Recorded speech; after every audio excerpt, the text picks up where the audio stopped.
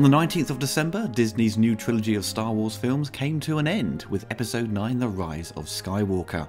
Since 2015, the series, despite being hugely successful at the box office, has been met with disappointment from the fans, some corners of the internet with anger, but also many have connected with the new cast of characters and enjoyed these new entries in the long-running franchise. Within a few days of release, the feedback on the film has been very mixed, I suppose in a similar fashion to The Last Jedi. Critics and fans are both sharing their thoughts online, some hate it and feel it's the worst of the series, and others are loving its direction and roundup of the Skywalker saga. It's interesting, if you go back to the old reviews of Empire Strikes Back, critics and fans weren't happy with that, which is funny now as it's considered the best of the franchise, and one of the best films ever made, and many weren't overly keen on Return of the Jedi, especially the Ewoks. So even the original trilogy didn't receive all love and praise as they do now. This review of Rise of Skywalker doesn't contain any major spoilers. I don't intend to cover the plot in great detail, but you can never tell what people classify as a spoiler these days, so you have been warned. So where do we find Rey and Kylo Ren with this new adventure? Set 1 year after the events of The Last Jedi, and Kylo Ren has discovered a Sith Wayfinder device and travels to the planet Exegol that was known to have been occupied by the Sith. He discovers Palpatine, who was never killed at the hands of Darth Vader, and his powers and anger have endured. He reveals that he created Snoke as a puppet to control the First Order and lure Kylo Ren to the dark side. He orders Kylo to hunt down and kill Rey, and Palpatine threatens the galaxy with his new fleet of Star Destroyers. Rey has continued with her Jedi training under the guidance of General Leia. Finn, Poe and Chewbacca have been on the hunt for a spy who's confirmed Palpatine's return. Finn and Poe confirm the bad news to the Resistance. Rey goes through Luke's old books and finds clues to another Wayfinder. Rey, Finn, Poe, C-3PO and Chewbacca head out on a quest to find its location so they can discover Palpatine for themselves and destroy him once and for all.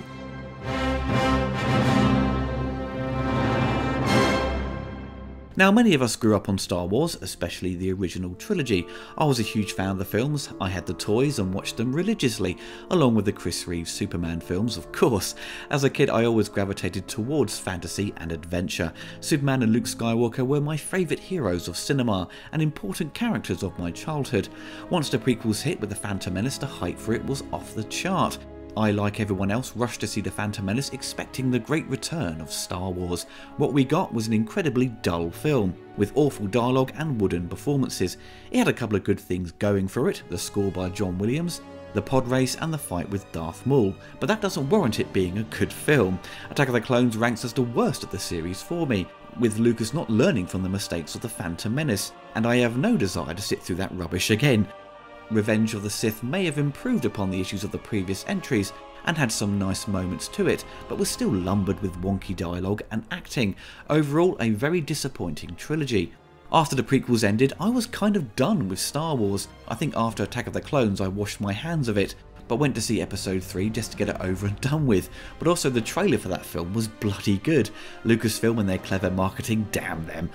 I still loved the original trilogy, but my interest in anything else had waned, and I just didn't care anymore because there were so many missed opportunities and I felt George Lucas wasted it. So with this new trilogy handled by Disney, I was generally quite excited. Shot on 35mm film, Lucas no longer directing, loads of in-camera effects, proper sets and the return of Luke, Leia and Han Solo.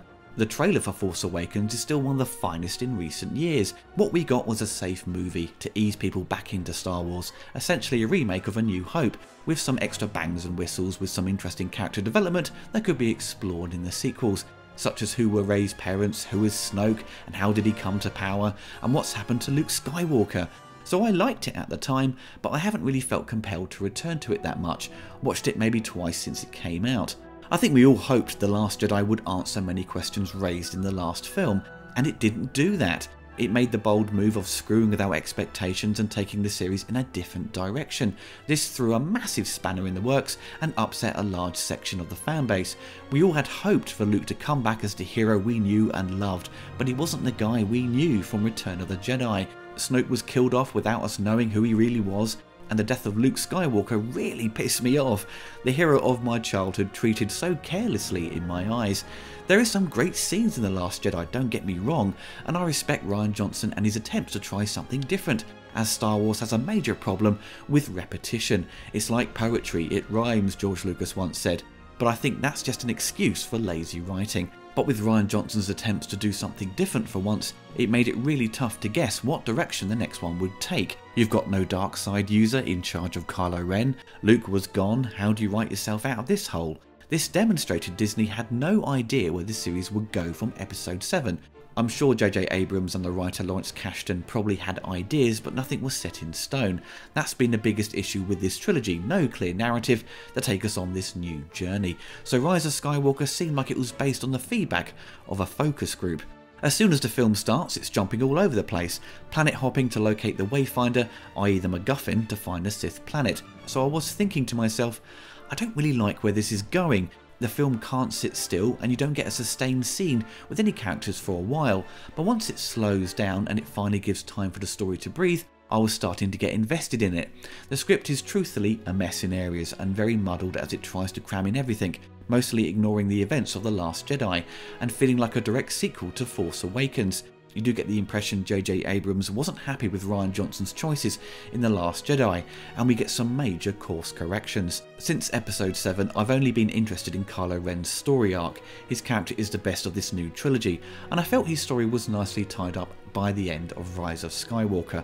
I just couldn't get invested in Rey's journey as everything came so easy for her, and she was wasted in episode 8. But Rise, they actually gave her something to do. She was out of her depth. I was like, yes, I can get behind her now in her attempts to discover her past and face her demons.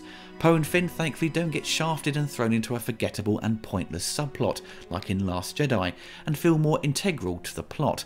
Their chemistry is great on camera with their fast banter, which Daisy Ridley really struggles to keep up with. I would love a spin-off movie with Finn and Poe Dameron, a buddy cop style adventure. Obviously the loss of Carrie Fisher is incredibly sad, and the film certainly suffers for it, although I am pleased they managed to include what footage they had of General Leia.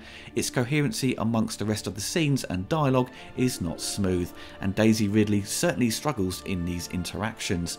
There were many moments where things didn't feel well explained. It appears they have pulled ideas from the spin-off media of Star Wars, the expanded universe, which I'm sure Lucasfilm said wasn't canon anymore. It's like, make up your mind guys. This boils down to fan service and ticking all the boxes of this imaginary list to please a stereotypical fan of the series.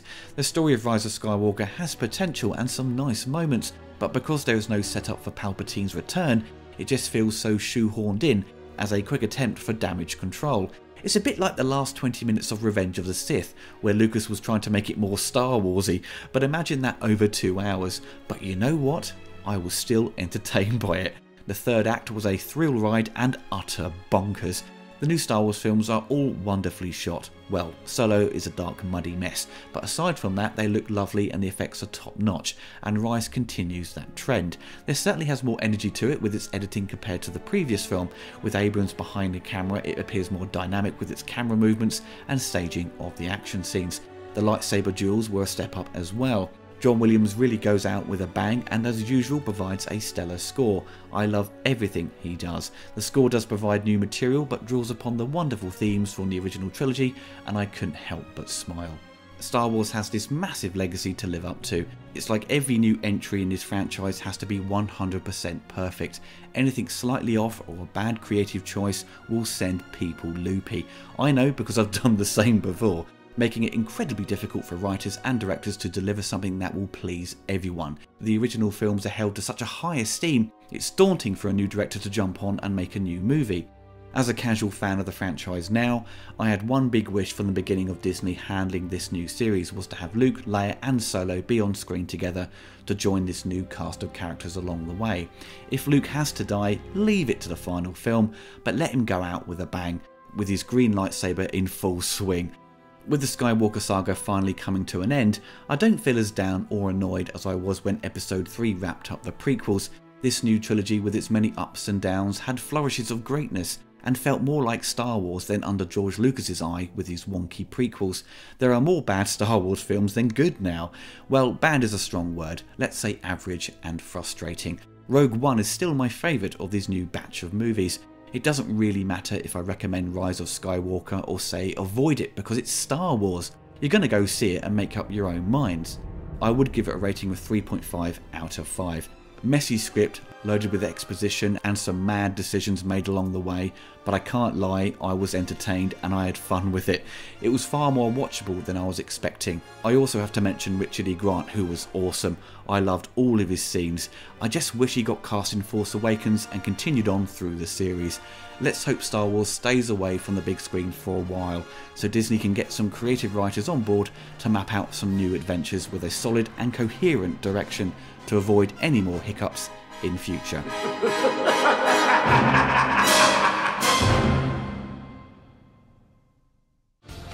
I hope you enjoyed the video. Be sure to subscribe to see more retrospectives and commentaries. Also click on the bell to be notified of the latest reviews. If you want access to exclusive videos and to watch my content a few days before it's on YouTube, you can head on over to my Patreon. Thank you very much.